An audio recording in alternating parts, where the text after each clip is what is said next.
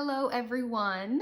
I hope you're doing as okay as can be expected on this Sunday afternoon. I wanted to just pop on here and do a little check-in video with you all to kind of see how you're doing. I wish I could actually see you and see your lovely smiling faces in Adams Hall, but alas, we are forced to maintain distance from one another, which I know is presenting a lot of difficulties and challenges for many of us. So I wanted to come on here and talk a little bit about some of the services that tech does offer, but also just, mental health in general, talk a little bit about that with you all. So thank you for joining me. First thing that you hopefully are aware of is that you all pay student fees, or your parents do. Someone pays student fees for you to be going to tech. And part of those fees do go towards maintaining and running, staffing a counseling center on Tech's campus. Those services are free for you to utilize. So please utilize them. I have at the end of our syllabus a list of community resources. Just feel free to pop on down to the end of your syllabus and see, what those different resources are. Call them up, travel over to the websites, see, what they're offering right now for you all via Zoom, via an online interface. But unfortunately, there is a stigma that surrounds seeking help, for anxiety, depression, maybe just feeling a little down or not sure how to cope or navigate certain situations. We seek help and we need help for so many different things. But yeah, all too often there is some sort of negativity, that goes into a lot of people's thought processes with why would I talk to someone about this? Okay.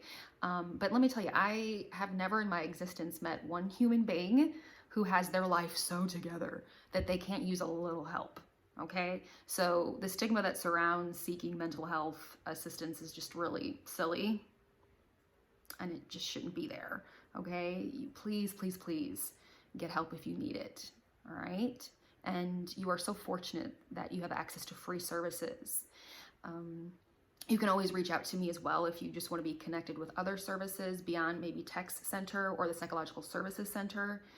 And I know for our special populations and minority populations like LGBTQ community, people of color, maybe if you're an undocumented student, these are special populations that sometimes just want or desire different help or have different challenges, understandably so. You please reach out to me and I can maybe help you, find other services if you need them or other types of assistance. Also, I want to let you all know that I'm so fortunate to have a GTA for me for this class. I've never had a GTA, which is a graduate teaching assistant. I've never had one once, and I've taught this class for 6 years. So her name is Mrs. Trinity Burns, and if you go to Moodle and you can message the instructor of the course, which obviously is me, Dr. Barrow, but you'll also see Trinity Burns's email, and she is completing her licensure to be a marriage and family therapist. She's in graduate school right now. She will be finished with that very soon. She actually has training in this, and whereas I don't have any clinical training, I'm not a therapist, not a counselor, she is getting that kind of training. You can also reach out to her as well, and she can talk you through some stuff maybe, or hook you up with various resources. And she is around your age. I think she's probably 23 or 4. So you might feel more comfortable speaking with her. And if you know Trinity, you love Trinity because she is an awesome person. She's got a wonderful, amazing, very congenial, relatable personality. So please, again, feel free to reach out to her if you need anything as well. Okay. And again, don't feel like you should be embarrassed or ashamed. I just want to say also, I'm really appreciative of those of you who have reached out to me and let me know what's going on, in your life, because a lot of you have a lot of crazy stuff you're going through right now. So I always want you to let me know as soon as you can, as often as you can, about anything happening, especially if it's impacting your ability to complete coursework. It's always better to tell me now, as opposed to tell your instructors now, than to wait till the end of a course and say, oh, by the way, 9 weeks ago, I had something bad happen. We usually don't believe students if they wait till the very end of a quarter when the grades are due, because that's usually when students will kind of just start throwing a lot of stuff at us to see what sticks. to see if they can kind of get away with, getting some extra work or just lying. So don't do that. Like I said, it's just not believable. We want you to tell us. I definitely want you to tell me as it's happening. Okay. And then we can work together if we need to. Okay. Let's see what else. So we are coming up on our first exam, which I have, a separate video about that where you can watch, for more information on your exam. Once we finish with this first unit, get this first exam out of the way, we're going to be entering into our second unit.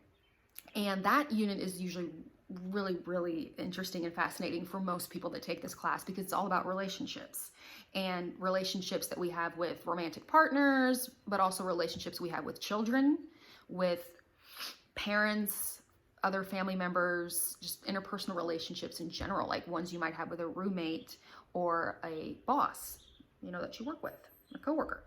So there's a lot of good stuff in there, and I hope y'all really look forward to that and enjoy that unit. And I might come on here and have a video, with my partner, and we can talk about our relationship and field some questions for you all, because when I teach this class in person, I usually talk about my relationship a lot, because we've been together a long time, and this is a class about marriage and family relationships. So I have a lot of stuff, that I can share about that as it relates to coursework. I mean, I will ramble, of course, and just share silly stories, but I think a lot of students find it very useful and valuable, to hear how I've kind of navigated relationships since I was 21. Me and my partner have been together since we were in undergrad, which you all are in undergrad right now. So that also brings me to talking about relational issues that maybe some of you might be experiencing right now because of social isolation, self-quarantining, things like that. And I, moved in with my partner 10 years ago. It's crazy. And there's a whole section that we have on cohabitation, and dating and things like that. When you start living together with a romantic partner, it's just, it's never an easy transition, ever. It's not, when you start having to pay the same bills together, take care of a lawn together, I don't know, all the things you have to do now because you are a unit sharing this space. It can be pretty taxing, it can be pretty stressful. And you also have to just learn each other's temperaments and personalities and energies, kind of all over again, because you're thrust together, living together for the first time. And some of that stuff might be bubbling up right now with the fact that we're all stuck at home together, it can be really, really tiresome. And not just with your romantic partners, if you are living with a romantic partner, but with just your roommates, your parents, your child. I don't want you to feel bad for needing space. It's perfectly okay and normal, normal to be like, wow, I need some distance, because we're just kind of on top of each other right now. We don't really have the elbow room anymore, unless you're so fortunate to live in a ginormous palatial residence, and you can be away from each other. But a lot of us don't. We live in these small spaces, and we have mom and dad right here, you have grandma, you have your children, or you have your roommate lover, and you can't get away from each other. So please know that it's all right to communicate with your loved ones that, hey, I need an hour or two where you're not talking to me, you're not around me, where I can just maybe put in some earbuds, watch trashy television, read a book, whatever you need to do to just get away from people and to just be able to have time to yourself. It's all right. But also don't be mad if other people are asking that of you and saying, listen, I need some space from you. It's totally all right. It's totally fine. Okay. It can be really challenging for people who are more of an extroverted type of personality. I actually am way more of an introverted human being, in the sense that I really do enjoy and need to be by myself to kind of recharge my energies, to kind of get my head straight. I derive a lot of emotional compensation, if you will. I don't know if that's a term. A lot of good stuff comes from me being able to be alone, so that's how I recharge the batteries. And I love just in general being by myself. I'm very independent. And so I have a partner who's the complete opposite of that. And that's a lot of people, he's more extroverted. He loves being around people. He loves being very social. He derives a lot of his good energy from other people. and he needs that. He's just like a little, I say kind of like a little Labrador, you know, all the time. And I'm like, you know, I'm just like the sloth or the koala bear that's just like in the tree, just like, you know, just like whatevs, right?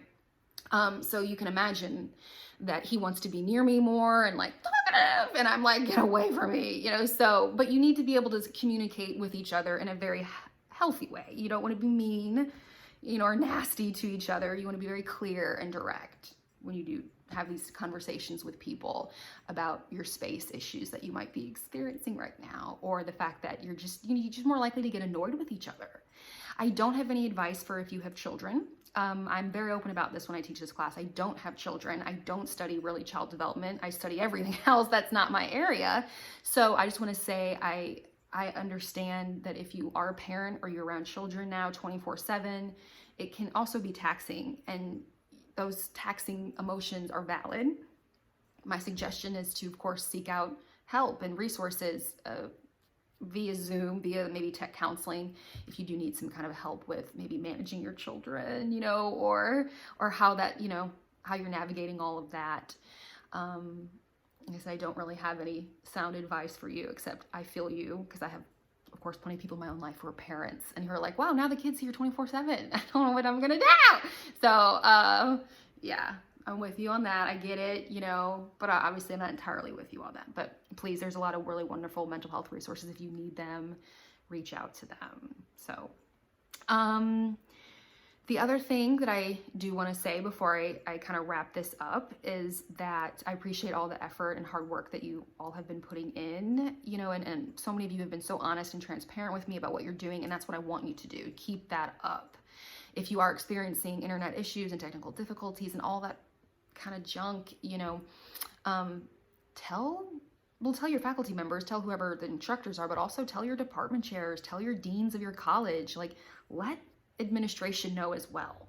You know, we're faculty, but then we also have administrators of the university, everything from the president of the university, the provost, to deans, to department chairs, and they need to know what's going on as well. You know, so if you also want to talk to us, that's great. Also talk to them and say, hey, you know, I'm having issues. There's a lot of people on this campus who just care about you so much and want to make sure that you all are doing okay. So please feel free, you know, to communicate with whoever you can, especially if you're just going through some kind of rough issues because you maybe live in a rural area and you're like, I don't know what to do, you know, help me. Reach out to whoever you feel like you can.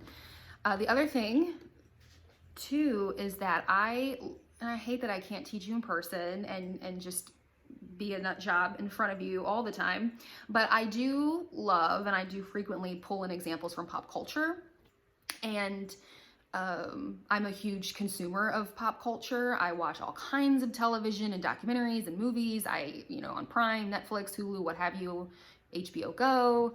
I love it all. So I just want to say, if you have anything interesting or fun that you're watching right now or you're reading, please, you can maybe comment below. I don't know if you can do that, you know, below for us all to see on this link, this YouTube video, or you can just email me and let me know, because I'm dying right now over all the Tiger King memes I'm seeing. I mean, I'm dying. So, I mean, literally just cracking up. I haven't even seen Tiger King. I'm one of these people that's very anti-zoo and anti-exotic animal farms. All this kind of crap is just horrific to me and I don't like it. And I can rant about that in a separate video if you want me to. But so I'm really hesitant to watch that documentary because I just know I will cry and be sad about all of that stuff. But there's just too much, there's just solid gold happening right now with the meme production around this that I'm gonna have to watch it. So I do have that in my queue to watch Tiger King. But anything else that you're consuming, let me know. You know, I just rewatched Fleabag on Prime. Oh God, it's so good. Fleabag. I always watch Parks and Rec. Billy on the Street is just hilarious. Oh my God. I watch RuPaul's Drag Race every Friday. If you don't, why not? You know, although this season so far isn't really. Anyway. Oh, let's see, what else do I watch? Oh, another documentary I recently watched, it's really wonderful, is Cheer. You know, when it comes to athletes, student athletes who are cheerleaders, it's a fantastic documentary to watch. You should totally watch it. Let's see, Mrs. Maisel, Big Mouth. Those are some of the things I watch. So anyway, so yeah, please feel free to send me your suggestions or drop them below, or just any funny, silly memes that you have about just anything going on, especially like maybe related to relationships or something. I saw a meme recently that was, people were saying, I wonder if we're going to see a baby boom, right? Because people are forced to stay home right now. And so are we going to have in 9, 10, 11 months, people having more babies, you know, and the babies are going to be called Zoomers. Oh, I was dying. I thought that was so funny because Zoom, right, is the teleconferencing platform a lot of us are using. So that kind of stuff I just crack up at. So if you have those things, you know, share them with me. What else? I don't listen to podcasts really. I know, I'm so sorry. So don't send me podcasts. Don't send me anything else. And murder porn. I know a lot of you love murder porn. That's what I like to call it. It's like the Making a Murder type series, or it's, you know, a husband has killed a wife or a wife has killed a husband, and it's just like trying to figure out what's happening, and it's just, oh god. So those are always interesting, fascinating. I've watched recently, I just watched Evil Genius, which is, oh my god, it's so good. You have to watch it. And I'm a Killer, which is about people who were on death row, but then I think they got their sentences reduced down to just life in prison. Or the state did away with capital punishment. That's a fascinating documentary, listening to people who have been on death row. It was so touching to me and moving to me that I actually asked my partner if he'd be okay with me being a pen pal with someone in prison on on a life sentence. And he's like, I don't know about that. So it's really touching. I mean, it's not funny. It's just more touching and sad and depressing. But, you know, sometimes you just need that kind of stuff. Just flop back and forth between I'm a Killer and like RuPaul's Drag Race, and you'll be fine. I also love stand-up. So if there's any good stand-up comedians you've been watching, chances are I've probably seen them because I devour so much stand-up comedy. But Fortune Feimster, I was just watching her stand-up, Sweet and Salty. And she delivers a very beautiful, refreshing perspective on what it's like to be gay in the South. So I would absolutely recommend Fortune. She's very palatable, I think, for a lot of people, and like John Mulaney as well is very palatable. And then you have like Daniel Sloss, who I love, but he's more controversial. So you know, you have those kind of people. I love it all. So Ali Wong also, you know, I think is really amazing. There's so many. I could just go on forever. So if you have any that you love with stand-up, let me know. We're all in this together. And yeah, I think that's it for my rambling right now. We're almost at 20 minutes. So I appreciate you all watching this. You certainly don't have to, but thank you for doing that and humoring me with any of your suggestions that you want to offer below or email me. Again, contact me, kbarrow@latech.edu if you need anything. And I hope you have a lovely day.